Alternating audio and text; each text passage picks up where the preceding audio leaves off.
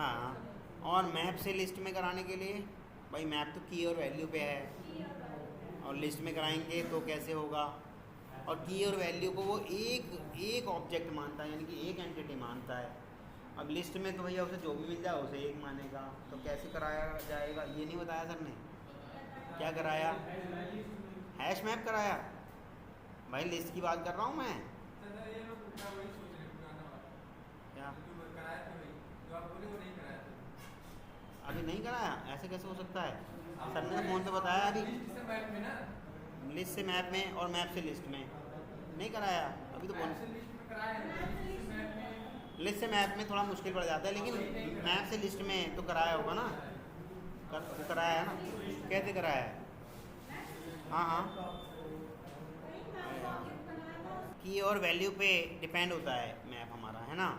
तो अब हम उसे अगर लिस्ट में डालेंगे, लिस्ट तो केवल एक एलिमेंट को एक ऑब्जेक्ट मानता है, तो वो कैसे की और वैल्यू को एक ऑब्जेक्ट माने? तो हमें एक लिस्ट बनानी पड़ेगी, लिस्ट वन, जो सारी मैप की, एक याद होगा आपको, अभी तो कराया नहीं, याद क्या होगा? ठीक है, मैप की कीज सारी निकाली जा सकती हैं, की सेट निकाल देते हैं ना। हाँ, मैप की सारी कीज निकाल लेते हैं। और दूसरा मैप का हम जो वो क्या निकाल लेते हैं, एक वैल्यूज़ भी निकाल लेते हैं, है ना। तो एक लिस्ट में सारी की रखवा दो और एक लिस्ट में सारी वैल्यू रखवा दो, और तीसरी लिस्ट बनाओ और उसके अंदर की और वैल्यू, जो लिस्ट वन और लिस्ट टू है, उन दोनों के एक एक ऑब्जेक्ट आपको जैसे कराना है इंसर्ट। मान लो इवन ऑड करा रहे हो आप, मान लो 0 से स्टार्ट करा रहे हो, तो 0 पे आप की करा दो, 1 पे आप वैल्यू करा दो, फिर से 2 पे आप की करा दो, 3 पे आप वैल्यू करा दो। तो इससे आपको याद रहेगा कि इवन नंबर पे मेरी सारी क्या हैं, कीज़ हैं, ऑड नंबर पे मेरी सारी क्या हैं, वैल्यूज़ हैं। माय डियर, ईजी तो हो गया। लाइन ऑफ कोड तो ज़रूर बढ़ा, लाइन ऑफ कोड बढ़ा, पर यहाँ आपको ये चीज़, मैंने ये कह रहा कि ये ख़राब है, ये आप करोगे यही वाला इस्तेमाल, पर समझ में तो आया हम कर क्या रहे हैं, क्यों ऐसा करा, इसलिए बताना चाह रहा था मैं वो वाला। ठीक है, यही वाला इस्तेमाल आप अपने प्रोग्रामिंग दुनिया में यही करोगे। क्यों? क्योंकि ये शॉर्ट तरीका है, डायरेक्ट मैप उसमें पास करा दिया एरे लिस्ट बना के। ठीक, मैंने कुछ छेड़ दिया क्या? स्टार बना हुआ आया है।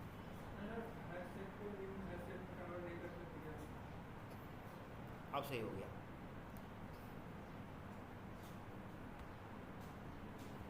हाँ, तो पहले कर लेते हैं क्या हम अपना, ये स्टार्टिंग है,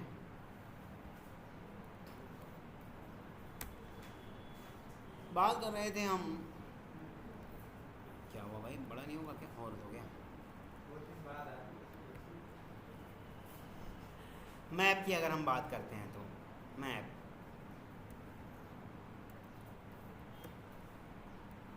भाई साहब क्या हो रहा है आज, मैप इंटरफेस। ठीक है, मैप इंटरफेस। और अगर मैप इंटरफेस की बात करते हैं तो इसके चाइल्ड भी होंगे कुछ, या ऐसे चाइल्ड इंटरफेसेस भी होंगे, और क्या और हो सकते हैं, इम्प्लीमेंटिंग क्लास भी हो सकती हैं। पहले वही बना लेते हैं। ठीक,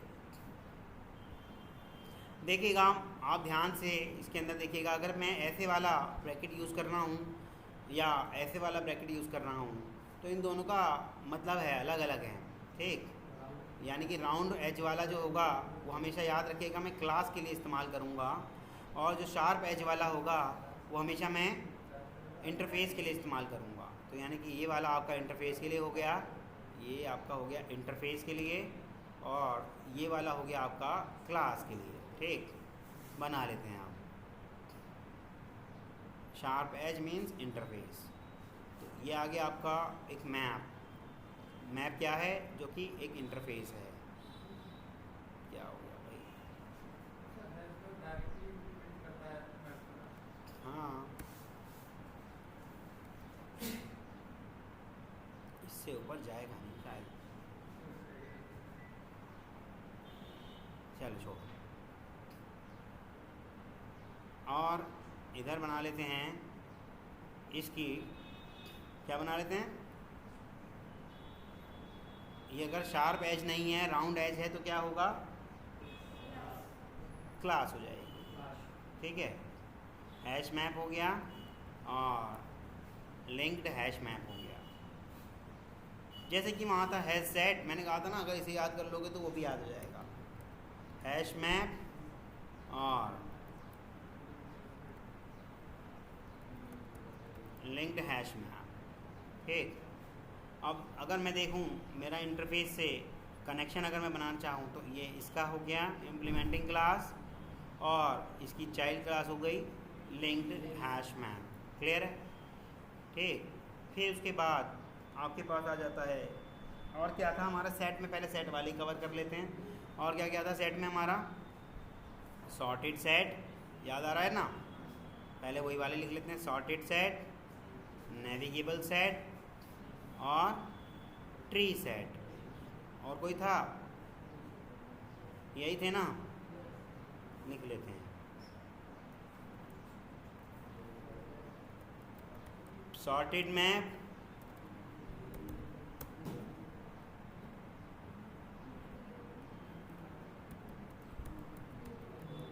नेविगेबल मैप और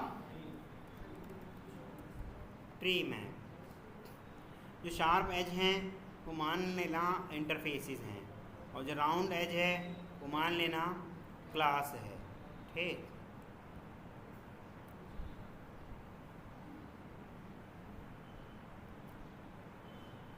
और भी आते हैं इसके अंडर में। और कौन सा आता है? एक लेगेसी तो बाद में लिखेंगे, और भी हैं जो इसके अभी, हाँ, एक तो वीक और एक आइडेंटिटी, ये दो हैं जो इसके और आए थे। वीक हैश मैप और एक हम करेंगे नहीं वैसे, चलिए। तो अब आ गए आपकी क्या लेगेसी क्लासेस, क्या क्या हो गई? याद आ रहा है कुछ? किसी को आ रहा है तो बोल सकते हो, कॉन्फिडेंस जागता है अपना। वेक्टर स्टैक नहीं, मैप के डिक्शनरी और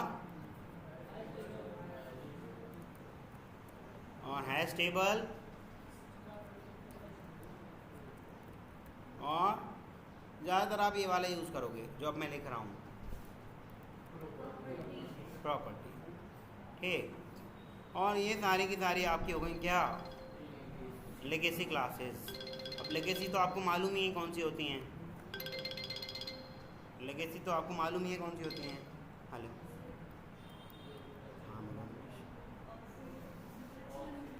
आएगी ये जब आप देखोगा। अभी मैं खुद ही बता दूंगा यहाँ पर कि आइडेंटिटी का क्या काम है। अगर आपको लग रहा होगा तो आप यूज़ करना, नहीं लग रहा होगा तो मत करना।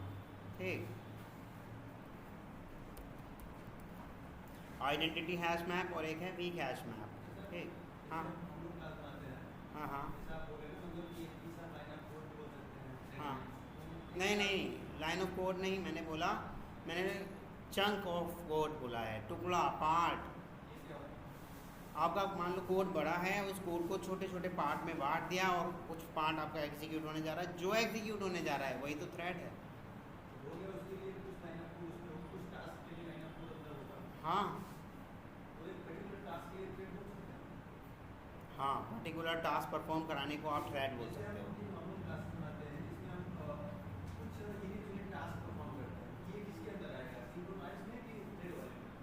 गिने चुने अगर हम, भाई देखो, गिने चुने टास्क हम प्रोवाइड कराते हैं और उसका सीक्वेंस आ रहा है तो वो सिंक्रोनाइज्ड है।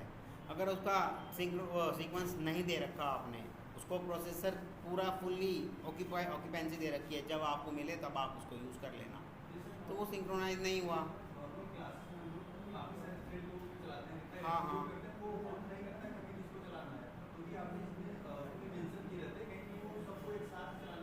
लेकिन सबको एक साथ चलाता ही कहाँ है, चलाता कहाँ है? कभी आपने देखा है ऐसा कि हमने मेन मेथड के अंदर system dot out dot println high लिखा है और फिर उसके अगले बारी में लिख दिया system dot out dot println hello, और जब कभी भी आप रन कर रहे हैं हमेशा हाई और हेलो ही तो आएगा। अगर ऐसा होता कि कभी हेलो और हाई आ जाए तब हम मानते कि हाँ इसने अलाउ कराया है मल्टी थ्रेडिंग। नॉन सिंक्रोनाइजेशन में, क्योंकि नॉन सिंक्रोनाइजेशन में उसको जैसे ही प्रोसेसर मिल जाएगा तो वो एग्जीक्यूट हो जाएगी, वो चाहे कोई सी भी थ्रेड हो। इसलिए हम मल्टी थ्रेडिंग को सेफ़ नहीं मानते, मल्टी थ्रेडिंग को हम सेफ़ नहीं मानते, सिक्योर नहीं मानते, क्योंकि हम चाह रहे थे, मान लो 1 2 3 4 5 6 ऐसे करके मैं प्रिंट कराना चाह रहा था एक एक करके, ठीक। लेकिन 1 2 3 4 6 5 ऐसा अगर अचानक से आ जाए आपके सामने तो ये क्या है, ये सेफ थोड़ी है, सिक्योर थोड़ी है। पर हाँ, प्रोसेसर यूटिलाइजेशन 100% है इसके अंदर। प्रोसेसर को आइडल ज़रा सी भी देर बैठना नहीं पड़ रहा। जैसे ही प्रोसेसर हल्का सा भी खाली हुआ, दूसरी थ्रेड उसको एग्जीक्यूशन में यूज़ कर लेगी और पहली वाली थ्रेड अपना काम कर ही रही थी। समझ रहे हो? थ्रेड सेफ्टी सिंक्रोनाइज में है। नॉन सिंक्रोनाइज में थ्रेड सेफ्टी की बात ही नहीं होती, वहाँ तो मल्टी थ्रेडिंग अलाउ हो जाती है।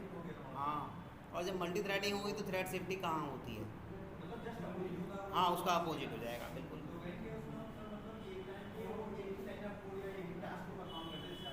अगर हम बात करते हैं सिंक्रोनाइजेशन की बात करते हैं अगर, हाँ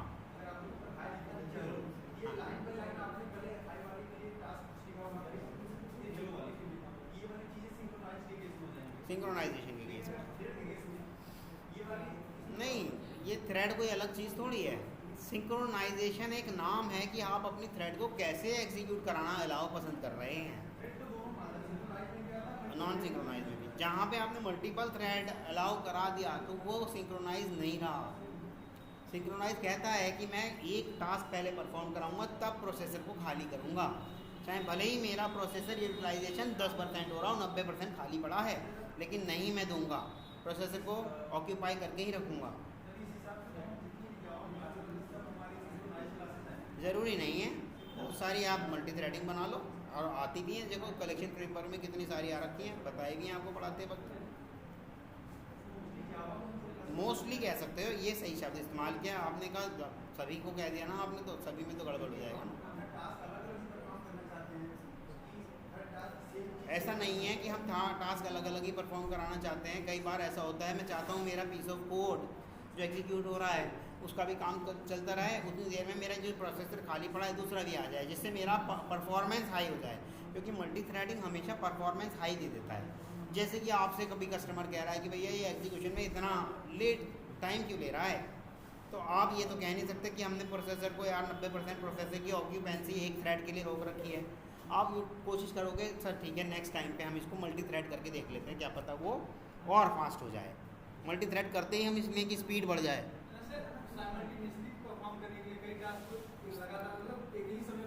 साइमल्टेनियसली होता है एक के बाद एक, और जब एक के बाद एक की बात कर रहे हो तो वो सिंक्रोनाइज्ड हो गया। साइमल्टेनियसली मल्टी थ्रेडिंग नहीं होता। हाँ, at a time, very good, यही तो इतनी से बता रहा हूँ। वहाँ आप एट अ टाइम नहीं करा रहे परफॉर्म, वहाँ कनकरेंट, हाँ वहाँ एक के बाद एक करा रहे हो। प्रोसेसर पूरा यूटिलाइजेशन कर लेगा, चाहे भले ही आपकी थ्रेड ने प्रोसेसर की ऑक्यूपेंसी 10% रख रखी हो, 5% रख रखी हो, लेकिन वो देगा नहीं। लेकिन जहाँ आपने नॉन सिंक्रोनाइजेशन की बात कर ली, भले ही उसने ऑक्यूपेंसी 80% कर रखी हो, 20% ही बचा हो, तब भी वो दे देगा कि भाई कोई और थ्रेड है तो वो अपना एग्जीक्यूशन स्टार्ट कर ले। जहाँ सिंक्रोनाइजेशन हो गया वहाँ मल्टी थ्रेडिंग नहीं आएगा। सिंक्रोनाइजेशन मतलब क्रमबद्ध। हाँ, क्या अगर बात कर रहे हो स्ट्रिंग बफर की, तो स्ट्रिंग बफर आपका क्या है, सिंक्रोनाइज्ड है, मल्टी थ्रेडिंग अलाउ नहीं है। लेकिन हम ऐसा चाहते थे कि जो हमारा म्यूटेबल भी रहे और नॉन सिंक्रोनाइज्ड भी रहे, तो ऐसी चीज़ों को अचीव करने के लिए हमारे पास आया फिर बिल्डर का कॉन्सेप्ट, स्ट्रिंग बिल्डर। ठीक, मतलब मैं समझ नहीं पाया। हाँ, बढ़ जाती है, हाँ हाँ, इशू आने के चांसेस हैं, ये सही आप कह रहे हो। वो इशू ऐसे आ जाते हैं, मान लो मल्टीपल थ्रेड में, मैं 3 थ्रेड की ही एग्जांपल दे रहा हूँ, ठीक। थ्रेड 1 को ज़रूरत है प्रोसेसर के 40% यूटिलाइजेशन की, लेकिन अभी तक वो यूटिलाइज़ कर रहा है 30%, ठीक। अब थ्रेड 2 को भी ज़रूरत है 40% यूटिलाइज़ करने की, वो भी यूज़ कर रहा है कितना, 30%। और थ्रेड 3 को भी ज़रूरत है 40% यूटिलाइजेशन की, और वो भी कर रहा है, क्योंकि 30-30 इन दोनों ने करा, ऑब्वियसली 40% बचा हुआ है अभी भी। 30% उसने तीसरी थ्रेड को दे दिया। अभी भी हमारा CPU प्रोसेसर 10% बचा है ना, तो 10% को यूटिलाइजेशन करने के लिए कोई और थ्रेड भी आ सकती है, यूज़ कर सकती है। जब कर सकती है हमने अलाउ भी करा रखा है। अब इन तीनों में से किसी का भी टास्क कंप्लीट होने वाला है नहीं, क्योंकि तीनों को चाहिए था CPU का यूटिलाइजेशन एटलीस्ट 40%, ऑक्यूपेंसी प्रोसेसर की 100% हो चुकी है अब। और तो अब आपका सिस्टम हैंग होने के चांस बढ़ गए। तो आपने स्पीड बढ़ाने के लिए करा था, लेकिन क्या हो गए, हैंग होने के चांस बढ़ गए। ऐसा कई बार, मतलब कभी कभी होता है, हमेशा नहीं कह सकते, ऐसा कई बार हो भी जाता है। तो ये उसका सबसे बड़ा ड्रॉबैक है, किसका, मल्टी थ्रेडिंग का। वरना सब मल्टी थ्रेडिंग ही ना करें, ये इसका ड्रॉबैक है। ये हमारा प्रोग्राम जो, फिर आप ये कहोगे कि भाई जैसा भी चल रहा था कम से कम वो ही चल जाए। फिर वो जब रुक ही जाएगा तो आप यही कहोगे कि भाई धीरे चल रहा था, कम से कम चल तो रहा था। ठीक है,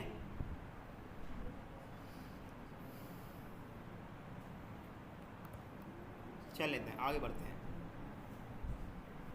तो ये आपका मैप इंटरफेस है और इसकी ये आपकी इम्प्लीमेंटिंग क्लास है। Hash map, linked hash map, sorted map interface है, नेविगेबल मैप इंटरफेस है, ट्री मैप इसका, इन दोनों का इम्प्लीमेंटिंग क्लास है। अच्छा, आइडेंटिटी और वीक हैश मैप की कब ज़रूरत पड़ेगी, कैसे पड़ेगी, ये भी मैं आपको बताऊंगा। क्यों, जब कभी भी हम मैप, देखो अभी छोटा सा एग्जांपल दे देता हूँ, जब बताऊंगा तब फिर दोबारा बता दूंगा। जैसे कि हम कभी मैप बना रहे हैं, मैप, ठीक, मैप में आपको मालूम है की और वैल्यू दोनों होती हैं। और मैं अगर आपसे ऐसा कह दूँ कि दोनों ही ऑब्जेक्ट होती हैं या हो सकती हैं, ठीक है, दोनों ही ऑब्जेक्ट होती हैं, की भी ऑब्जेक्ट होती है और वैल्यू भी ऑब्जेक्ट होती है। मैंने इंटीजर नामक जो रैपर क्लास है उसका एक I1 बना लिया, सपोज करो इंटीजर नामक क्लास का एक I1 नाम का रेफरेंस वेरिएबल बना लिया और इज इक्वल टू करके न्यू इंटीजर उसमें 10 डाल दिया। क्या डाल दिया, 10 डाल दिया। ऐसा एक और बनाया इंटीजर I2, उसका भी बनाया न्यू और उसमें भी क्या डाल दिया, 10, दोनों में 10 डाल दिया, जबकि वेरिएबल अलग अलग हैं। आपका मैप कहता है कि की डुप्लीकेट नहीं हो सकती, वैल्यू डुप्लीकेट हो सकती है ना। अब मैं इसमें I1 और I2 डालने की कोशिश करूँगा। आपके अनुसार I1 और I2 अलग अलग है, डुप्लीकेट कैसे हो रहा है, नहीं हो रहा। लेकिन आपका जो मैप है हमेशा इक्वल्स, डॉट इक्वल्स मेथड को इस्तेमाल करता है। अब डॉट इक्वल्स मेथड किस चीज़ को चेक करता है, कंटेंट को या एड्रेस को, कंटेंट को। अब कंटेंट को करता है, जबकि कंटेंट को जब करने जाएगा तो दोनों में ही 10 पड़ा है, तो उस हिसाब से तो ये माना जाएगा डुप्लीकेट। लेकिन अगर आप कहोगे नहीं जी एड्रेस को देखना चाहिए, तो उस हिसाब से तो ये माना जाएगा अलग अलग। तो ऐसे केस में हम आइडेंटिटी हैश मैप का इस्तेमाल करते हैं कि भैया आप डॉट इक्वल इस्तेमाल मत करो, डबल इक्वल इस्तेमाल करो। हम जानबूझ के ऐसा चाह रहे थे कि ऐसा भी हो, समझ रहे हैं आप। तो उस चीज़ के लिए आइडेंटिटी हैश मैप का आप इस्तेमाल करेंगे, समझ गए। चलते हैं आगे। वही नॉर्मल सी सिंपल डेफिनेशन है इसकी भी। If you want to represent a group of object as key value pair,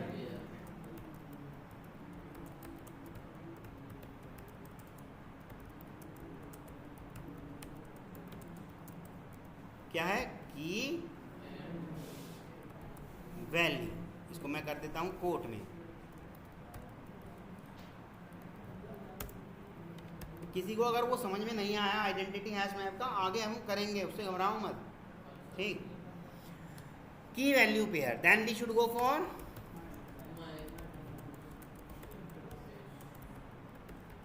अब ये है इंटरफेस, तो क्या कंस्ट्रक्टर होगा इसका, कोई नहीं होगा। पर इसके मेथड तो कई सारे होंगे ना, नॉन अनइम्प्लीमेंटेड मेथड। तो क्या वो मेथड्स हम इस्तेमाल कर पाएंगे अभी, जब ऑब्जेक्ट ही नहीं बना सकते तो कैसे कर पाएंगे। इसकी इम्प्लीमेंटिंग क्लास की हेल्प से कर पाएंगे, जो कि इसकी इम्प्लीमेंटिंग क्लास आपको इसमें आप पिक्चर में दिख रही होगी। मैप की इम्प्लीमेंटिंग क्लास ये दिख रही है आपको, हैश मैप, ठीक। तो इस पर हम करेंगे लिंक्ड हैश मैप, इस पर हम करेंगे, जो इम्प्लीमेंटिंग क्लास है उस पर कर लेंगे, ठीक। अच्छा, एक और बात इसने कही है, बोथ की एंड वैल्यू, इन दोनों, इनको माना जाता है क्या, सिंगल यूनिट या सिंगल ऑब्जेक्ट या सिंगल या वन एंटिटी। एक चीज़ मानी जा रही है, उसको एक वस्तु मानी जा रही है। दोनों की और वैल्यू मिल के कोई एक चीज़ बना रहे हैं। ये बात समझ में आ रहा है, ठीक। अब इसमें कह रहा है वो क्या, duplicate keys are not allowed but duplicate values are allowed. इसको बैंक लॉकर के एग्जाम्पल से समझ के चलिएगा। बैंक लॉकर में सब की अलग अलग की होती हैं। मान लो गलती से कोई डुप्लीकेट की अलाउ हो गई और उस बंदे को ये पता चल जाए कि मेरे पास जो की है ये किसी और लॉकर में भी लग सकती है, तो वो रोज लॉकर जाएगा, पहले तो चेक करेगा कौन से वाले में लग पा रही है। अपने वाले को तो नहीं करेगा, अपने वाले को तो उसे पता है मेरे में तो लग नहीं है। तो जिस किसी के अंदर भी लग गई उसकी सारी वैल्यू निकाल लाएगा। जिस किसी के अंदर भी वो की मैच कर गई उसकी सारी वैल्यू वो निकाल लाएगा। अच्छा, की डुप्लीकेट नहीं हो सकती, इसका नुकसान तो आपको पता चल गया, पर वैल्यू डुप्लीकेट हो सकती है। ये तो बैंक वाले किसी को बाध्यता नहीं करते कि भैया मनोज ने 4 सोने के बिस्किट अपने लॉकर में रख रखे हैं, आप नहीं रख सकते क्योंकि मैं मनोज ने रखे हैं। ऐसा किसी को मना नहीं किया जा सकता ना। बैंक वालों को पता ही नहीं कौन क्या रख रहा है, क्या पता सारे लॉकर में एक जैसी चीज़ें पड़ी हों, बैंक वालों को पता ही नहीं। तो वैल्यू इसलिए डुप्लीकेट हो सकती है, क्लियर है, लेकिन की डुप्लीकेट नहीं हो सकती। की अगर डुप्लीकेट हो गई तो दूसरे का नुकसान होने का चांस है। ऐसे यहाँ पर की अगर डुप्लीकेट हो गई, मैं तो गॉड नामक ऑब्जेक्ट को लेना चाहता था पर गुड नामक ऑब्जेक्ट आ गया, क्योंकि वो की मैच कर गई गुड वाले से भी। अब मेरा आउटपुट गड़बड़ होने लगेगा, क्यों? क्योंकि मैंने गुड नाम का पासवर्ड रखा था, वो खुलेगा नहीं तो मेरा प्रोग्राम आगे नहीं चलेगा। तब मैं सोचूंगा भैया ये कैसे हो रहा है। इसलिए उसने की को क्या करा, duplicate keys are not allowed but duplicate value can be. क्योंकि पासवर्ड इस दुनिया में कितने सारे लोग हैं, किसी किसी के सेम भी हो सकते हैं। किसी के दिमाग में क्या पता वैसी ही थिंकिंग चल रही हो जैसी मैं सोच रहा हूँ या आप सोच रहे हो, समझ रहे हो? तो यहाँ तक समझ में आ गया। हर एक इन दोनों को ये क्या कहेंगे, दोनों को की और इसको दोनों को मिला के एक सिंगल ऑब्जेक्ट या सिंगल एंट्री कहेंगे। क्लियर है? अब एक और इसको बना के देख लेते हैं। पासवर्ड से, हाँ, यूज़र नेम से सर्च करते हैं। ये तो मैंने एक एग्जांपल दिया है।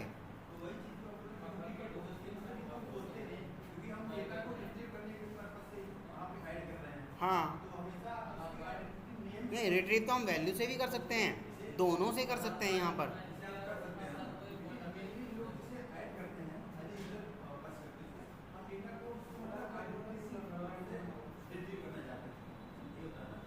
हाँ, ज़रूरी नहीं है। हाँ, ये बात सही है आपकी कि उसके पासवर्ड से नहीं, उसके आइडेंटिटी से होता है। हाँ हाँ हाँ हाँ, ठीक है, ठीक है, परंतु कभी अगर हैकर को ये वाली बात पता चल जाए तो क्या उसे रोक रहे हो? क्योंकि हम तो की और वैल्यू दोनों से एक्सेस कर सकते हैं। हम तो की और वैल्यू दोनों से एक्सेस कर सकते हैं, तो नुकसान होने के चांस ज़्यादा है नहीं है उसके अंदर भाई। अगर वैसे अगर हो जाता, अगर डुप्लीकेट वाला, रिट्रीव की से ही करते हैं मान लिया, पर यहाँ हमारे पास तो वैल्यू से भी की निकल के आ जा रही है ना, इसीलिए।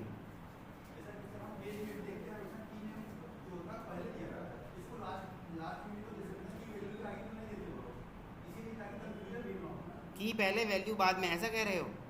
हाँ, यही तो है, पहले की है आपकी, की पहले मैच करेगी तभी आप वैल्यू एक्सेस कर पाओगे ना।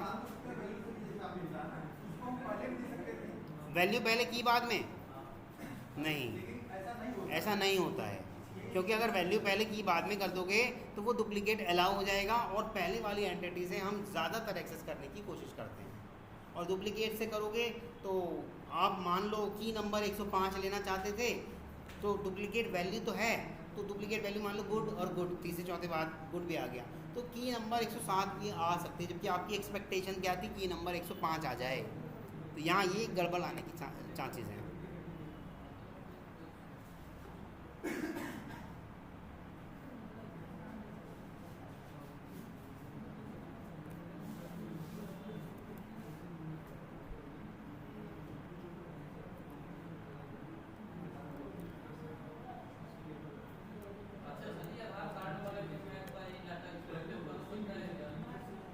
आधार कार्ड,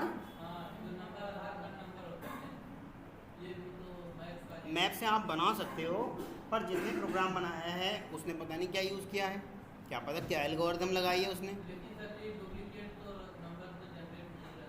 हाँ ये नहीं रहता, तो इस बिहाफ पे हम ये नहीं कह सकते कि उसने मैप ही यूज़ किया होगा, उसने क्या पता कौन सी एल्गोरिथम लगा रखी है। ठीक, मान लो ये हो गया 101 और यहाँ हमने कुछ भी वैल्यू डाल दी a, और इधर आ गया मान लो 102 और यहाँ भी हमने कुछ भी वैल्यू डाल दी a, और यहाँ 103 और यहाँ भी मान लो कुछ डाल दी वैल्यू हमने b। बस इतना ही डाल देते हैं, एक और डाल दे रहा हूँ बस। ठीक, देखिएगा मैंने जानबूझ के वैल्यूज़ डुप्लीकेट की है। ठीक, वैल्यूज़ डुप्लीकेट की है, पर की को मैंने डुप्लीकेट नहीं किया, क्योंकि की अगर डुप्लीकेट हो जाएगी तो आपकी एक्सेसिबिलिटी में गड़बड़ हो सकती है। अच्छा, इन दोनों को मिला के ये कहलाएगी क्या आपकी, ये पूरी की पूरी आपकी सिंगल एंटिटी कहलाएगी, यानी कि ये पूरी की पूरी आपकी एक सिंगल एंटिटी है। इन दोनों को मिला के ये जो पूरा है ये पूरी की पूरी एक सिंगल एंटिटी है, पूरा का पूरा सिंगल ऑब्जेक्ट है। ठीक, सिंगल एंट्री कह लो, एंटिटी कह लो, ऑब्जेक्ट कह लो, यूनिट कह लो, जो भी आपको समझ में आए वो कह लो, ये दोनों मिलके ये कहलाएगा आपका। यहाँ तक किसी को कोई इशू है? इन दोनों को हम एंट्री कह सकते हैं या एंटिटी कह सकते हैं, क्लियर है? चलें आगे बढ़ते हैं।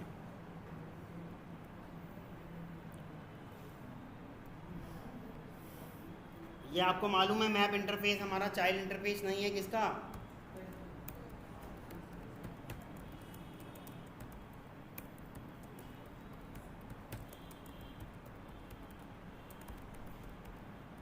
So we are not able to access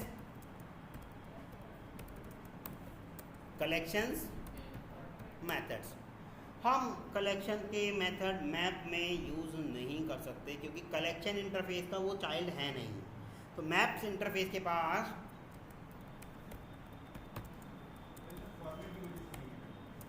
हाँ नहीं, फॉर्मेट नहीं, वो चाइल्ड ही नहीं है। कलेक्शन फ्रेमवर्क जब बनाया गया उसने उसको चाइल्ड ही नहीं रखा। हाँ भाई, डिफरेंट तो हो गया उसके रखने का तरीका। Having its on map interface, having its on methods. ठीक, उसके बाद अपने खुद के मेथड्स हैं, जैसे कि वहाँ पे कभी ऐड नाम का मेथड होता था, तो यहाँ पे आपके पास पुट नाम का मेथड है, जिसके अंदर आप ऑब्जेक्ट नामक की डाल सकते हो, ऑब्जेक्ट नामक वैल्यू डाल सकते हो। ठीक, और जब ये ऐड हो जाएगा तो पूरे को एक ऑब्जेक्ट मानेगा और रिटर्न कर देगा वही ऑब्जेक्ट। ठीक, ये इसका मेथड पहला नंबर का आ गया। किसका? मैप इंटरफेस का। मैप इंटरफेस का पहला मेथड आ गया आपका। ये तो आपका क्या कहलाएगा? अनइम्प्लीमेंटेड मेथड, क्योंकि इंटरफेस है ना। ठीक, फिर दूसरा आ गया आपका पुट ऑल। जैसे उसके अंदर ऐड ऑल था, वहाँ हम कलेक्शन पास कर दिया करते थे, तो पुट ऑल में हम पास कर देंगे पूरा मैप। ठीक, पूरा मैप। अगर मेरा ये सारा का सारा ऐड हो गया तो कोई ऑब्जेक्ट रिटर्न करेगा? नहीं, क्योंकि बहुत सारे ऐड कर सकते हैं हम, एक भी ऐड कर सकते हैं, तो किसी एक ऑब्जेक्ट पे बाध्यता नहीं है, तो इसलिए इसकी रिटर्न टाइप इन्होंने वॉइड रखी है। दो मैप के ऑब्जेक्ट बना लिए। हाँ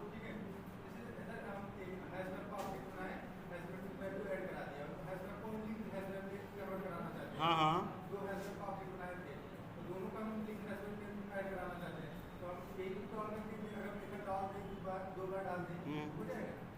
एक बार पुट ऑल करके डाला है मैप में लिंक्ड हैश। अगर लिंक्ड हैश मैप के पास वैसे ही नाम का कोई मेथड रहा होगा तो वो प्रायोरिटी लिंक्ड हैश मैप वाले को ही देगा, क्योंकि पहले अपने नियरेस्ट मेथड को वो प्रायोरिटी देता है। जैसे कि एक रिमूव नामक का मेथड था, लिस्ट के केस में मैंने आपको कभी बताया होगा। रिमूव में हम कभी ऑब्जेक्ट पास करा दिया करते थे, तो वो मान लो मैंने ऑब्जेक्ट में पास करा दिया 1, तो वो पूरे की पूरे लिस्ट के अंदर ढूंढता था कि 1 कहाँ कहाँ है, उन सबको डिलीट कर दिया करता था, है ना। लेकिन वही मैं लिस्ट में अगर यूज़ करूँ, क्योंकि लिस्ट के पास भी सेम नाम का मेथड है, वो भी ऑब्जेक्ट पास कराता है, पर वो ऑब्जेक्ट क्या मानता है?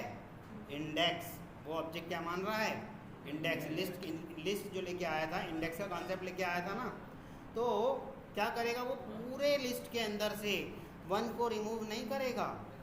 जहाँ भी आपकी इंडेक्स नंबर 1 मिल जाएगी सिर्फ और सिर्फ उसी को रिमूव करेगा। ऐसे यहाँ पर जो आप कह रहे हैं, अगर वैसा नाम का मेथड लिस्ट मैप क्या था, वो आपका लिंक्ड हैश मैप उसके पास नहीं हुआ तो वो चल जाएगा वैसे ही जैसे चलना था उसको, क्योंकि मैप इंटरफेस है और मैप इंटरफेस पेरेंट है सभी के सभी चाइल्ड का, तो उसके साथ भी चल जाएगा। अगर उसके पास हुआ लिस्ट हैश मैप के पास ऐसा ही सेम जैसा, तो वो अपने वाले को प्रायोरिटी पहले देगा। ठीक, क्या हुआ, गेट हाँ बोलिएगा, रिटर्न लिखा तो वाइड किस आगे उसके पास आने तो दो, अभी तो हम केवल मैप इंटरफेस से ही तो स्टार्ट किया है। और बच्चों का भी थोड़ा ध्यान रखो। हाँ तो वो चेक कर लेंगे। नहीं मैंने वही तो बताया, अगर उसके जैसा मेथड उसमें हुआ तो प्रायोरिटी वो, हाँ अगर होगा तो भाई पहले वो अपने वाले को देगा प्रायोरिटी।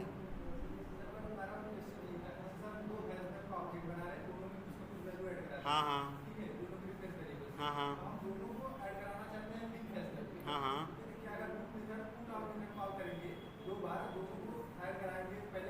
तो लेकिन अभी पुट ऑल को लेकर के हम लिंक्ड हैश मैप तक तो आए ही नहीं, अभी तो हम मैप की बात कर रहे हैं, आप एडवांस आगे वर्जन की बात कर रहे हैं मुझसे। तो ऐसा आप सोच रहे हैं, सोचने की यानी कि सोचने की आज़ादी तो हमें 1947 में सबको मिल चुकी थी।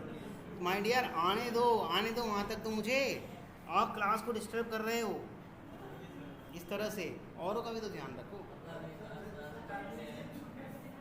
अच्छा चलिए मान लेते हैं, मैं भी अभी पॉज करता हूँ। कौन कौन है, किसी एक का नाम बताओ ज़रा।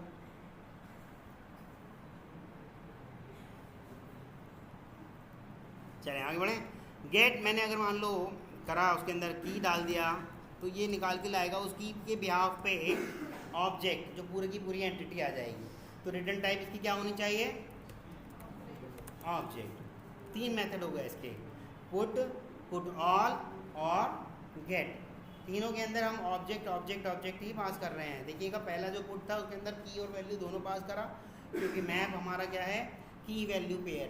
ठीक, अगर मैं बात करता हूँ रिमूव में मैं जो भी की पास करूँगा,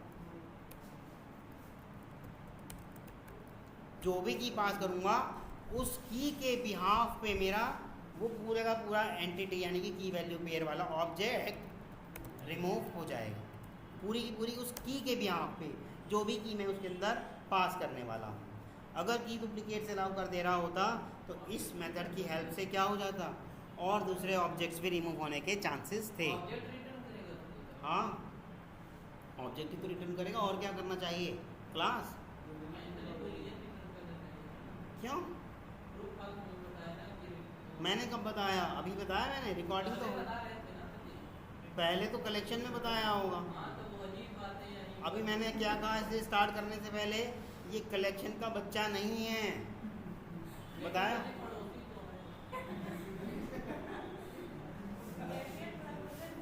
पढ़ने का मूड नहीं है।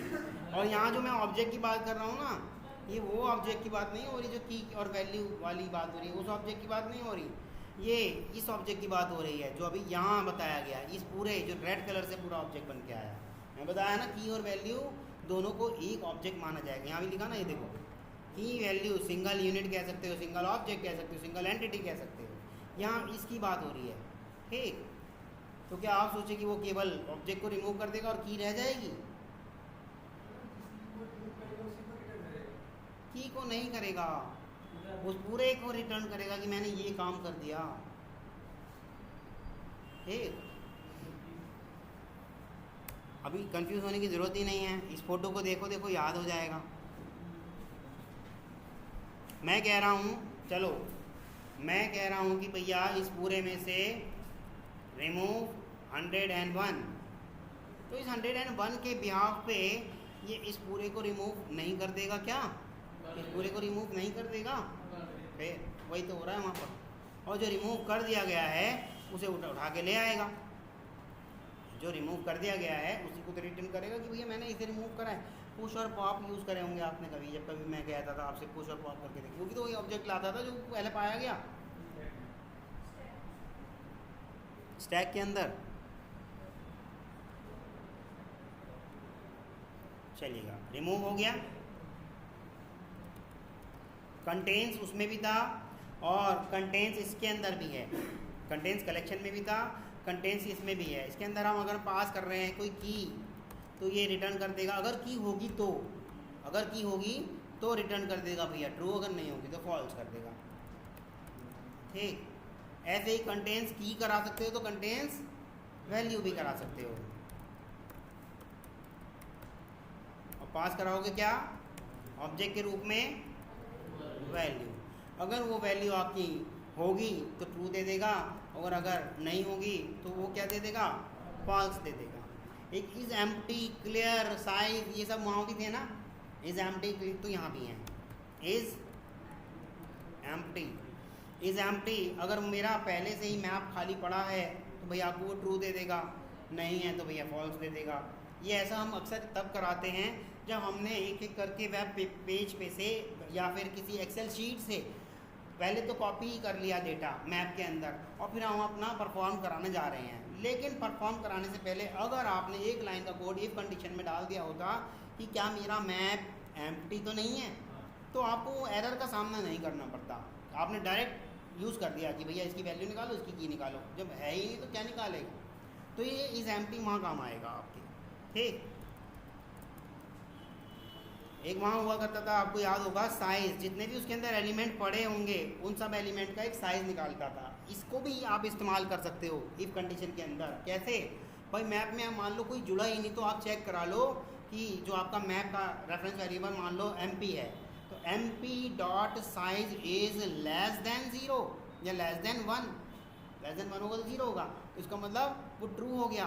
तो आप बता दोगे, लिखवा दोगे एक मैसेज कि मैप खाली पड़ा है, मैप इज़ एम्प्टी, आगे का मत कराओ। ठीक, तो क्या रिटर्न करेगा ये, कुछ इंट टाइप की वैल्यू लेके आएगा, क्योंकि साइज तो हमेशा इंट में ही होगा ना। ठीक, और निकाल के लाता है ये की सेट। की सेट, जब की सेट निकाल के लाता है और यहाँ इस्तेमाल भी हो गया एक शब्द क्या, सेट, तो इसकी रिटर्न टाइप क्या होगी, सेट। की का एक सेट निकाल के ले आएगा। ठीक, जिस तरह से ये की सेट लेके आया है उसी तरह से ये वैल्यूज़ भी लाता है, पर वैल्यू का सेट नहीं होता, वैल्यू का सेट नहीं होता, क्योंकि वहाँ पर क्या है, डुप्लीकेसी अलाउ है। तो क्या लाएगा, कलेक्शन, तो वहाँ लेके आ जाएगा वो कलेक्शन, और कलेक्शन में तो डुप्लीकेसी आपकी होती ही है। यहाँ जानबूझ के उसने सेट रखा है क्योंकि कीज़ हमारी क्या नहीं हो सकती, डुप्लीकेट्स नहीं हो सकती, कीज़ हमारी डुप्लीकेट नहीं हो सकती, वैल्यू डुप्लीकेट्स हो सकती है। इसलिए जब ये हम वैल्यूज़ निकलवा रहे होते हैं तो उसका है क्या, कलेक्शन, और जब हम की सेट निकलवा रहे हैं तो उसका क्या है, सेट। यहाँ तक क्लियर है, यहाँ तक क्लियर है। ये सबसे ज़्यादा काम आएगा आपके, एंट्री सेट, एंट्री सेट। हाँ, एंट्री सेट पता है क्या निकाल के लाता है, जैसे कि अभी मैंने एक फ़ोटो बनाया होगा, ये रहा, ये इस पूरे को निकाल लाएगा, इस पूरे को, जो भी एंट्री सेट है। एंट्री सेट मतलब की और वैल्यू के भी यहाँ पे निकाल लाएगा सब कुछ। हाँ, खाली बॉक्स से मतलब नहीं है, मतलब वो तो जितना सिलेक्ट हुआ यार वो एंट्री सेट निकाल लाया की और वैल्यू दोनों को लेके आएगा, ये समझो, खाली बॉक्स के ऊपर मत जाओ, की और वैल्यू दोनों को लाएगा। अब एंट्री सेट जब की और वैल्यू दोनों को ले आया और उसकी रिटर्न टाइप क्या है, सेट, इसकी रिटर्न टाइप क्या है, सेट। मैप डायरेक्ट आपका इटरेटर इस्तेमाल नहीं कर सकता। अब मैप की जितनी भी एंट्री थी वो एंट्री सेट की हेल्प से हमने कन्वर्ट कर दी किसमें, सेट में, तो इटरेटर यहाँ इस्तेमाल हो जाएगा। हैज़, नेक्स्ट, नेक्स्ट आप इस्तेमाल कर सकते हो। कर्सर वैसे इस्तेमाल नहीं होता हमारा, अब इस्तेमाल हो जाएगा। एंट्री सेट का ये फ़ायदा है, अभी करके भी देख लेंगे। ठीक, हाँ, की और वैल्यू दोनों लाएगा। हाँ तो ले आएगा, हाँ तो क्या हो गया भाई, की और वैल्यू दोनों मिलके तो सिंगल यूनिट बना रहा है, ऐसा तो कभी हो ही नहीं सकता। हाँ, की के साथ लाएगा, डुप्लीकेट था तो की के भी यहाँ पे तो उसे बाइफिकेट कर देगा ना। ठीक, तो यहाँ तक किसी को कोई इशू है भाई? एंटी सेट वाली दिक्कत है किसी को? एक और होता है इसका इंटरफेस, एक और इसका इंटरफेस होता है, वो मैप के अंदर एक और इंटरफेस लिखा गया है। तो अभी भी मैंने आपको इंटरफेस के अंदर इंटरफेस या क्लास के अंदर क्लास नहीं बताया होगा, आज पहली बार ये वाला आ रहा है। हाँ, इनर क्लास या इनर इंटरफेस, ये मैप के अंदर एक और इंटरफेस लिखा गया है। मैप इंटरफेस है ना, एक और इंटरफेस लिखा गया है जो है हमारा एंट्री इंटरफेस। और इसके पास हमारे इस एंट्री इंटरफेस के पास हमारे कुछ मेथड्स हैं। गेट इंटरव्यू का इंपॉर्टेंट क्वेश्चन है, ज़्यादातर लोग जब मैप कर रहे होते हैं या पढ़ रहे होते हैं तो ये वाला छोड़ देते हैं। तो इंटरव्यूअर इसी चीज़ का फ़ायदा उठाते हुए आपसे पूछता है what do you mean by entry interface, what do you mean by entry, या फिर डायरेक्ट पूछ लेगा गेट वैल्यू और गेट की, what do you mean by get value और गेट की, जबकि मैप के अंदर गेट वैल्यू और गेट की है ही नहीं। आप सोचोगे उसमें था ही नहीं, पर एंट्री इंटरफेस अगर आपने पढ़ा होता गेट वैल्यू और गेट की दोनों मिलेंगे, गेट की और गेट वैल्यू। तो ये रिटर्न करके लाएंगे दोनों, क्योंकि दोनों होते क्या हैं भाई, की भी ऑब्जेक्ट होती है और वैल्यू भी ऑब्जेक्ट होता है। और एक और है एंट्री सेट का, एंट्री इंटरफेस का सेट वैल्यू, यानी कि रिप्लेस करने के लिए सेट वैल्यू, जो हम अपने नए वाले ऑब्जेक्ट को यहाँ पास करेंगे। न्यू नहीं लगा रहा, चलो ऑब्जेक्ट डाल देता हूँ, क्योंकि आप सोचोगे न्यू करके और नया ऑब्जेक्ट बना के डालना होगा। जिस भी ऑब्जेक्ट्स को रिप्लेस करना चाह रहे हो वो सेट वैल्यू के लिए यहाँ पर डाल दोगे, और जो भी ऑब्जेक्ट एक्स वाई जेड जो भी कुछ रहेगा आपका वो हो जाएगा। और जो रिप्लेस हो गया, रिप्लेस होने के बाद वो रिटर्न करेगा वही पूरी की पूरी एंट्री कि इसकी के यहाँ पे ये वाली है। ठीक है, तो ये एंट्री इंटरफेस है आपका, जो कि इनर इंटरफेस है किसका, मैप का। यानी कि मैप इस तरह से लिखा गया हुआ है, इसको बोर्ड में लिख देता हूँ यहाँ थोड़ा सा।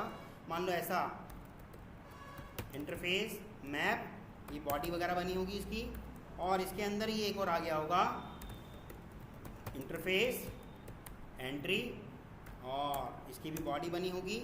अब इस इंटरफेस में हमारे कुछ मेथड रहे होंगे, एक्स वाई जेड, कुछ भी मेथड रहे होंगे, वो तो हमने देख ही लिए, लिख ही देते हैं। ये रहे, ये सारे तो कॉपी करने तो है बस, हाँ यही सारे तो हैं, क्यों हम एक्स वाई जेड पे जाएँ जबकि लिखे हुए हैं पहले से। इसके अंदर ये लिखे हुए होंगे, ये रहा, ये रहा, इसके अंदर ये वाले लिखे होंगे। अब एंट्री सेट के अंदर ये वाले लिखे होंगे, कहाँ गया एंट्री सेट वाला, ये रहे, एंट्री सेट के अंदर ये वाले लिखे होंगे, दैट्स ऑल, बस इस तरह से।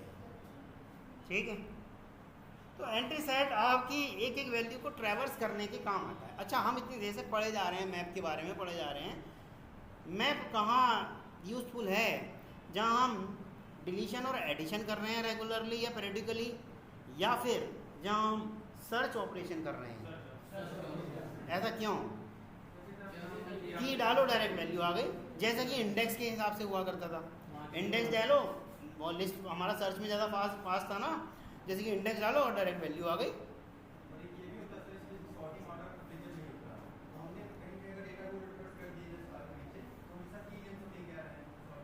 सॉर्टिंग अलाउ है ना, सॉर्टेड मैप है ना हमारे पास एक, हाँ सॉर्ट ट्री मैप कराएगा ना वो, की के हिसाब से, की के हिसाब से कराएगा सॉर्टिंग, हाँ वही प्रोसेस, लेकिन यहाँ की के हिसाब से कराएगा। ठीक है, अभी मैंने यहाँ लिखा हुआ भी होगा, देखो अभी मिटाया थोड़ी, ये रहा ट्री मैप लिखा है ना, इसका काम सॉर्टिंग करना ही तो है। बैलेंस ट्री इसकी एल्गो वो होती है, डेटा स्ट्रक्चर। तो ये सारे के सारे आपको मेथड समझ में आ गए।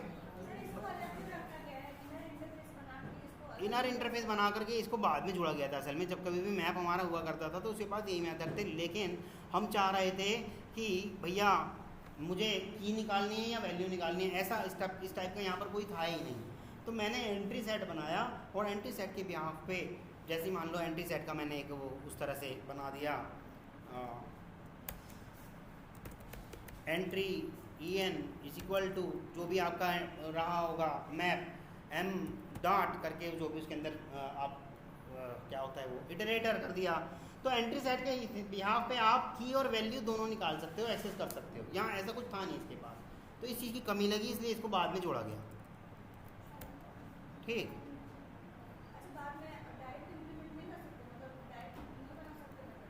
डायरेक्ट इम्प्लीमेंट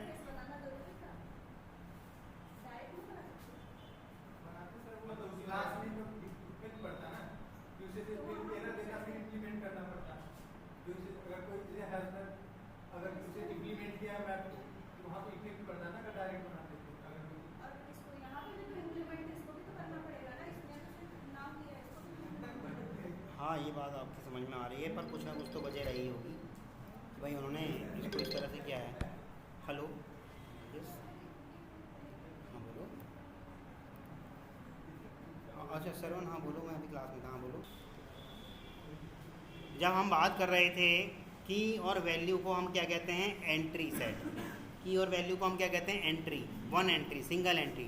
तो मे भी हो सकता है इसी चीज़ को ध्यान में रखते हुए कि की और वैल्यू को सिंगल एंट्री कहते हैं, तो उसने एक एंट्री इनर इंटरफेस बना दिया जो कि पार्ट है आपका मैप का। उसे बनाना तो मेंबर मैप का ही था ना, बनाना तो मैप का ही था उसे मेंबर, तो इसलिए इसने इस इंटरफेस के अंदर उसने की और वैल्यू दोनों को रखा, जो कि आपका एंट्री ऑब्जेक्ट कहलाया, सिंगल ऑब्जेक्ट कहलाया, सिंगल एंटिटी कहलाया। तो इसलिए इसने इस पूरे को एक मेंबर माना, ना कि कहाँ गया, यहाँ नहीं, यहाँ है। इस पूरे को इसने एक मेंबर माना, ना कि उसने इनको अलग अलग मेथड मैप के डाल दिए। मेंबर तब भी कहलाता, पर फिर तब कहलाते क्या, अलग अलग मेंबर, पर अब क्या कहला रहा है वो, single member of that particular interface. तो ये वजह रही होगी, ठीक।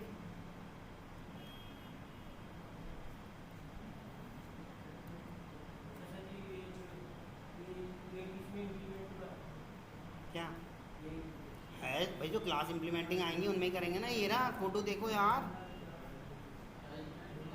अभी मैं, हाँ क्वेश्चन बोलो। हेलो, ये वाला सेट करके दिखाइए, और बाकी ना करके दिखाऊं। इनर इंटरफेस, उसके बाद किसी क्लास में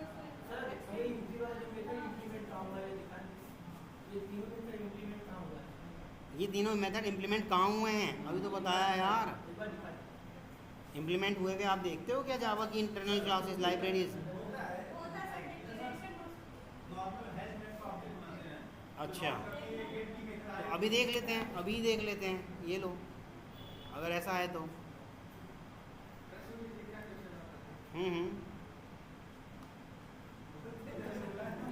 नहीं, इन्होंने कहा नॉर्मल उसका ऑब्जेक्ट बनाते हैं, उसके अंदर डेफिनेशन दिख जाती है, यही तो कहना चाह रहे हैं। हाँ हाँ बताइए।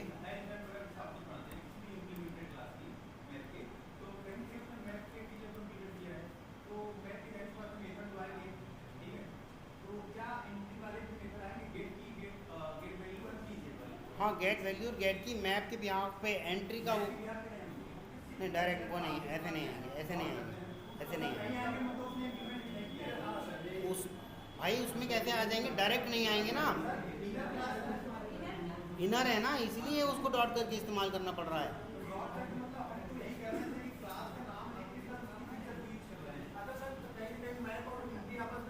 देखो जैसे कि अभी एक इनर क्लास का कॉन्सेप्ट छोटा सा समझा दे रहा हूँ, वैसे कराया नहीं था। मेरे पास एक क्लास ABC है, उस क्लास के अंदर क्लास PQR है। क्लास ABC के अंदर मेथड 1 है और क्लास PQR के अंदर मेथड रेड है। मेथड रेड में क्लास ABC का ऑब्जेक्ट बना के डायरेक्ट इस्तेमाल नहीं कर सकता, मुझे करना ही पड़ेगा कैसे, ABC dot PQR dot method red, ऐसे ही तो इसके साथ चलेगा भाई, इनर वाला है ना कॉन्सेप्ट। मतलब आप मैं पढ़ना चाह रहे हैं या फिर इनर क्लास करना, जो कि मैं पहले आपको बता दिया, इनर क्लास और इनर इंटरफेस आपके काम का कॉन्सेप्ट नहीं है। और आप चाहते ही हो तो एक सेपरेट क्लास रख लेंगे हम इस पर, या इसको यहीं बंद करते हैं, अभी से ही स्टार्ट कर देते हैं। फिर इनर क्लास और इनर इंटरफेस ही कराऊंगा मैं, इनर क्लास और इनर इंटरफेस। मैं तो वही चीज़ बता रहा हूँ। अब आप इनर में आ गए, जो कि कहीं से कहीं तक, दूर दूर तक आपका कोई यूज़ ही नहीं है। मैं तो अभी भी यहीं रोक के करा दूंगा, आगे इसको यहीं छोड़ दूंगा, मैं नहीं कराऊंगा आगे।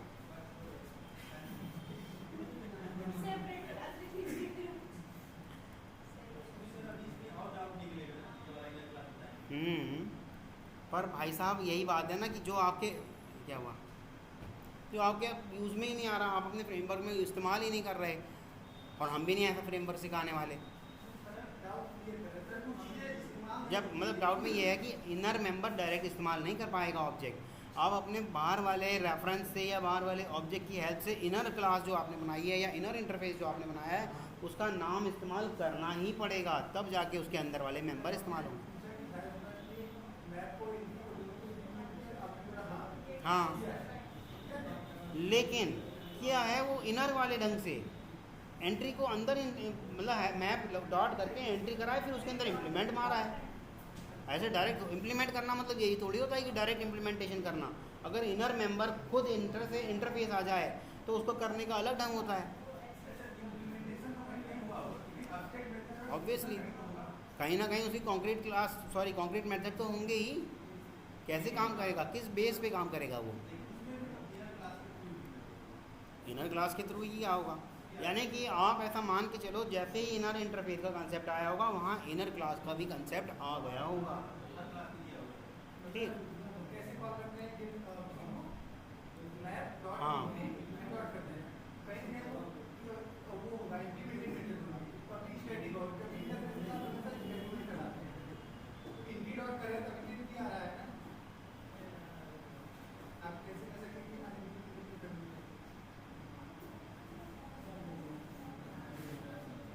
अनइम्प्लीमेंटेड मैं इसलिए कह सकता हूँ क्योंकि जब कभी भी आप इसका ऑब्जेक्ट बनाएंगे और राइट क्लिक करके कंट्रोल क्लिक करके जब इसकी डेफिनेशन में जाएंगे वहाँ उसका इम्प्लीमेंटेशन नहीं पाएंगे। आप खोल के देख सकते हो।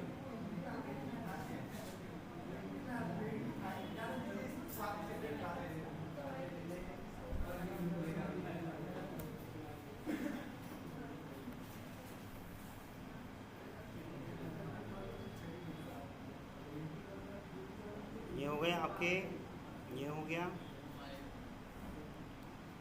और हाँ, अब बात कर रहे हैं हम हैश मैप के लिए, क्योंकि मैप एक इंटरफेस है इटसेल्फ, इसका हमारा कोई ऑब्जेक्ट नहीं बनेगा। जब इसका कोई ऑब्जेक्ट नहीं बनेगा तो भैया इसके कोई मेथड आप डायरेक्ट इस्तेमाल नहीं कर पाओगे। इसकी इम्प्लीमेंटिंग क्लास जो है आपकी हैश मैप, इसकी हेल्प से आप वो सारे के सारे मेथड इस्तेमाल कर पाओगे। ठीक,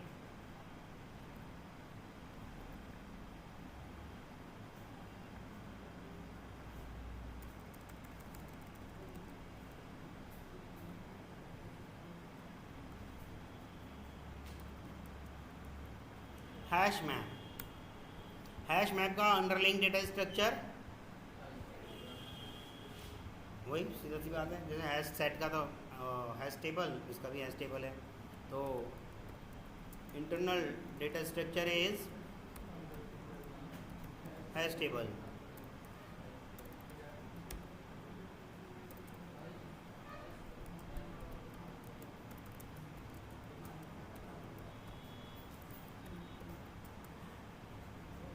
Duplicate keys are not allowed, but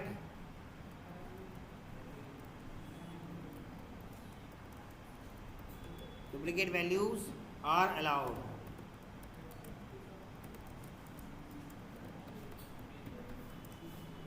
insertion order preserve नहीं है, क्यों? क्योंकि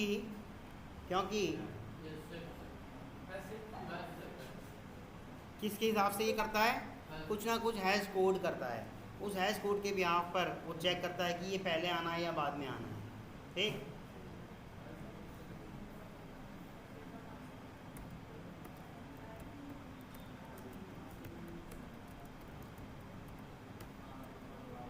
हेटेरोजेनियस दोनों के लिए अलाउ हैं, allowed for both.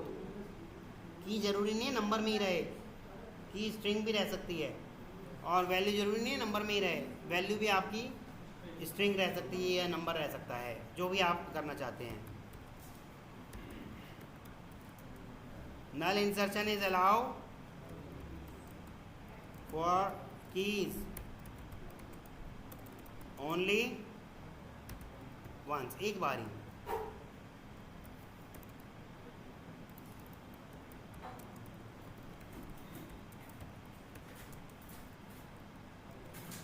Null insertion allowed है किसके लिए, कीज के लिए केवल एक बार, but null insertion is allowed for values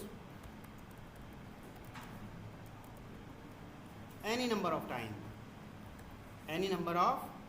time, but keys के लिए केवल और केवल एक ही बार अलाउ है। ठीक है, जब हैश मैप की बात कर रहे होते हैं हम, हमारे पास आ जाता है हैश मैप और हैश टेबल का कंपैरिजन इंटरव्यू का बड़ा पेट क्वेश्चन है। हैश मैप और हैश टेबल, हैश मैप और हैश टेबल में क्या फ़र्क है? सीधी सी बात है, सबसे पहले एक मान के चलो कि जब हमारा हैश मैप की बात कर रहे हैं तो कोई सा भी इसका मेथड सिंक्रोनाइज नहीं है। जब सिंक्रोनाइज नहीं है तो थ्रेड सेफ भी नहीं है। थ्रेड सेफ नहीं है तो multi threading is allowed, multi threading is allow है तो स्पीड फास्ट, परफॉर्मेंस वाइज ये क्या हो गया? फास्ट। ठीक है, ये चार कॉन्सेप्ट इसके आ गए। हैश मैप क्या क्या है इसका? कोई method, no method is synchronize. तो मल्टीपल थ्रेडिंग है इसके अंदर, multiple thread execution is allowed. ये थ्रेड सेफ है या नहीं? No thread safe. और परफॉर्मेंस वाइज परफॉर्मेंस इसकी क्या है? फास्ट। नल अलाउ है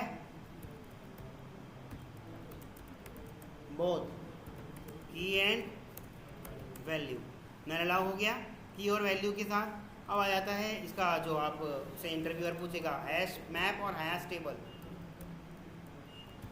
हैश टेबल तो ये सिंक्रोनाइज्ड है एवरी मेथड।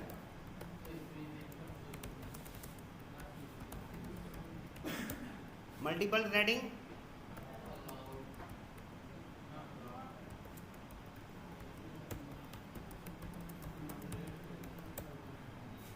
थ्रेड सेफ है,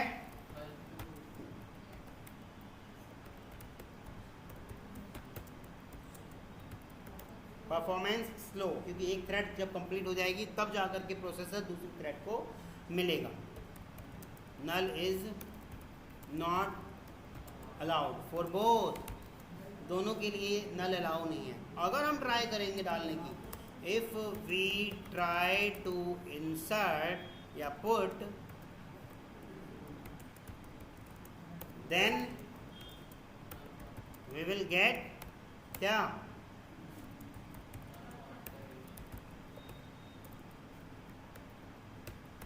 नल पॉइंटर एक्सेप्शन, नल अलाउ नहीं है। तो और फिर नल के भी आप पे वो डॉट करके, क्या मैंने भी बताया था आपको, इक्वल नाम का मेथड इस्तेमाल करता है, इक्वल नाम का मेथड मिलेगा नहीं तो नल पॉइंटर एक्सेप्शन आ जाएगी। ठीक है, यहाँ तक किसी को कोई इशू है तो बताइएगा।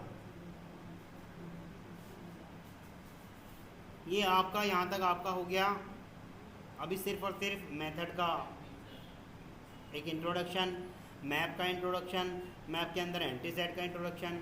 लेकिन हम मैप से डायरेक्ट वो यूज़ नहीं कर सकते थे, क्या बोलते थे हम अभी? Iterator, cursor. कर्सर मैप से डायरेक्ट कर्सर इस्तेमाल नहीं कर सकते थे। देखो अभी यहाँ करके देखते हैं, कहाँ गया? ये रहा, हैश मैप बना लेते हैं। हैश मैप और HM is equal to new hash map, और ये हमने इसको इंपोर्ट कर लिया और सेव किया। और इसको, ये क्यों भाई अब एरर आ रहा है? अच्छा, इक्वल नहीं लगाया मैंने। ठीक, ये किया मैंने। अब इसके अंदर हम ऐड नामक मेथड तो आएगा ही नहीं, क्योंकि ये उसका नहीं है कलेक्शन का, तो इसके अंदर ऐड नहीं आएगा। पुट आता है इसका, एक पुट में ऑब्जेक्ट की और वैल्यू दोनों आ जाएंगे। तो ऐसे ही हम 1 2 3 4 कुछ डाल देते हैं। ये डाल दिया और तुलसी, ठीक, ऐसे करके हमने कुछ 2 3 की और वैल्यू डाल दी। ठीक, वैल्यू डुप्लीकेट है और की डुप्लीकेट नहीं है। ठीक, अब मैं इसकी हेल्प से, जो मैंने आपको बताया था कभी, एक इटरेटर नाम का मेथड बताया होगा ना, जो कर्सर के लिए होता है। HM डॉट नहीं है, देखो HM डॉट इटरेटर नहीं है। तो अगर मैं HM को प्रिंट कराना चाहूँ, ये देखो HM को मैं प्रिंट कराना चाहूँ तो करली ब्रेसेस में आप देखिएगा मेरा HM रन नहीं हुआ क्या? हाँ, ये मेरा HM दिख गया। 1 पे A, 2 पे V, 3 पे E, और ये इस तरह से मेरा ये दिख गया। पर मैं चाहता था इसको कर्सर की हेल्प से एक एक करके ट्रैवर्स करना चाहता था। तो कर्सर मेरे पास है नहीं, मैप के पास, तो मुझे इसका एक एंट्री सेट निकाल लेना चाहिए था, इसका एंट्री सेट निकाल लेना चाहिए था, एंट्री सेट। और ये जाएगा किसके अंदर, आपको मालूम है, सेट SHM, ठीक, इसके अंदर चला गया। अब इसकी हेल्प से मैं कर सकता हूँ SHM डॉट इटरेटर। अब आप जैसे करते आ रहे थे वैसे ही यूज़ कर लो, इसका एक इटरेटर का बना लो रेफरेंस वेरिएबल, उसकी हेल्प से हैज़ नेक्स्ट और नेक्स्ट जो भी आप इस्तेमाल करना चाह रहे थे वो आप इस्तेमाल कर लो। तो ये एंट्री सेट आपका बहुत काम आएगा जब मैप के एक एक ऑब्जेक्ट को आप ट्रैवर्स करना चाह रहे हो, तो इस एंट्री सेट की हेल्प से करोगे। दूसरा, एक तो एंट्री सेट वाला तो काम बना बनाया मिल गया, लेकिन उसने लिस्ट के लिए कोई मेथड बना के नहीं दिया। एंट्री सेट तो बना के दे दिया, एंट्री सेट की हेल्प से आपके पास बना बनाया सेट आ गया और आप उसको इटरेटर करके इस्तेमाल कर सकते हो, चल पड़ा। सॉरी, लेकिन क्या सेम चीज़ आपके पास लिस्ट वाली है? नहीं है। तो आपके पास दो ही तरीके हैं इसको करने के। एक तो वही कि लिस्ट नंबर 1 बनाओ, लिस्ट नंबर 1 में की डाल दो, लिस्ट नंबर 2 बनाओ, लिस्ट नंबर 2 में वैल्यू डाल दो, लिस्ट नंबर 3 बनाओ और इवन वर्ड का अपना अरेंजमेंट करके उसको वैसे ही सेट कर दो। या फिर मैप बनाया और एक और लिस्ट बनाई किस तरह की, लिस्ट ऑफ मैप। उस लिस्ट ऑफ मैप में आपने उसके अंदर ही अपना जो पहले वाला मैप था वो पास करा दिया, वो ऑटोमेटिकली हो गया। ये थोड़ा एडवांस वर्जन है, लेकिन मैं चाह रहा था कि आपको बेस भी पता चले, इसलिए मैंने लिस्ट दो तरीके की बताई और उसमें तीसरे वाली में इवन ऑड करके बता दिया। इस तरह से आप लिस्ट के अंदर उसको करा सकते हो। मतलब ऐसा मान के चलो एक तरीके से जुगाड़ करके हमने इसको किया है, वरना अगर बना बनाया होता तो ये पहले ही देता लिस्ट वाला भी, इसने लिस्ट वाला नहीं दिया। ठीक है, तो अभी यहीं तक रखते हैं। इसके कुछ मेथड हैं जैसे पुट है, रिमूव है या जो भी कुछ है, उसे एक बार इस्तेमाल करके देख लेना। कल आपकी जो इम्पोर्टेंट चीज़ है कौन सी वाली, एक तो लिस्ट से लिस्ट में कॉपी करना और मैप से लिस्ट में कॉपी करना, ये दोनों करा दो, क्योंकि आपके जो कुकुम्बर PDD करा रहे हैं सर, उसमें ये बहुत काम आएगा, क्योंकि वहाँ पर गरकिन लैंग्वेज यूज़ होती है आपकी, और जो आप वो कर रहे होते हो क्या कहते हैं उसको, उसके अंदर आउटलाइन सिनेरियो डाल रहे होते हो ना, यानी कि वैल्यू और की डाल रहे होते हो, उसे आउटलाइन सिनेरियो बोल रहे हैं हम। तो हाँ, वो वाले जो है आप इसी की उससे करोगे, तो वहाँ सर आपको बताएंगे, आपको समझ में नहीं आएगा। उससे ज़्यादा अच्छा है कि सर ने कल बता दिया था, थोड़ा सा मैंने भी बता दिया, कल वो वाला और बता दूंगा कि भाई लिस्ट टू लिस्ट और list to map to list कैसे कॉपी होता है। ठीक है, हालांकि सर वाला जो तरीका था वो इंडस्ट्री में बहुत ज़्यादा इस्तेमाल होने वाला है, पर बेसिक तो पता चलना चाहिए ना कि भाई हो क्या रहा है, कैसे हो रहा है। ठीक।